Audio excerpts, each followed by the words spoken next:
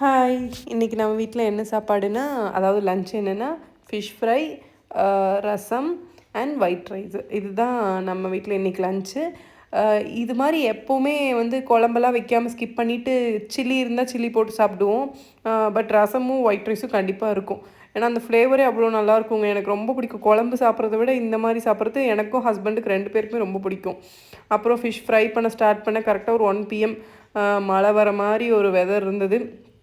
சரி ஃப்ரை பண்ணி சாப்பிட்டா இப்போ கொஞ்சம் நல்லாயிருக்கும் அப்படின்னு சொல்லிட்டு தோசைக்கல் வச்சாச்சு. நான் யூஸ்வலாகவே இரும்பு சட்டியில் கொஞ்சம் எண்ணெய் ஊற்றி பொரிப்பேன். பட் சரி பார்க்கலாம் இன்றைக்கி தோசைக்கல்லை பொரிச்சு பார்க்கலாம் அப்படின்னு சொல்லிட்டு ஒரு ஐடியா. சாப்பாடும் சைட் பை சைடு வச்சுட்டு கரெக்டாக பொரிக்க ஆரம்பித்து மழை செம்ம மழைங்க. சூப்பராக நல்ல ஒரு ட்ரீமியான வெதர். அவ்வளோ நல்லா இருந்தது.